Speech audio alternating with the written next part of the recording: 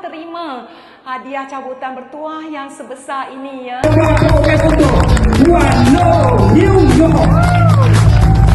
Salam semua, saya Puan Loh Hui Yong dari Johor Bahru dan saya sangat bersyukur telah menjadi insan terpilih untuk pemenang hadiah 1 juta ini daripada akaun Iris Plus ya. Sampai hari ini masih lagi terkejut, berdebar-debar sebab tak pernah terima hadiah cabutan bertuah yang sebesar ini ya. Terima kasih Bank Rakyat.